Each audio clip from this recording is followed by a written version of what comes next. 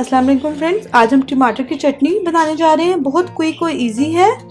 2 छोटे टमाटर लेके काट लें आप। हरा प्याज उसका पिछला हिस्सा है वो काट लें। मटर है 2 अदद, उसको मैंने निकाल के उसके दाने 8 से 10।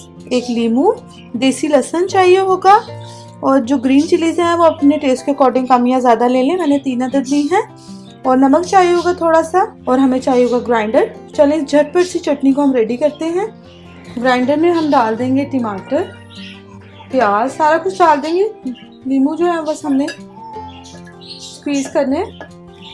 ये हो गया। इसके बाद हम डालेंगे इसमें टेस्ट के अकॉर्डिंग नमक, 2 से 3 चुटकी ही जाएगा, और लेमन को इसके अंदर स्क्वीज कर लें। बहुत इजी है और बहुत झटपट सी बन जाती है। इसको अब हम कर लेंगे ग्राइंड, और हमारी टमाटर की चटनी हो जाएगी रेडी।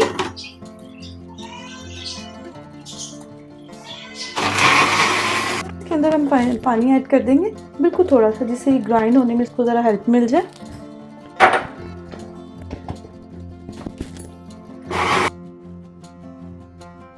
टमाटर की चटनी रेडी है।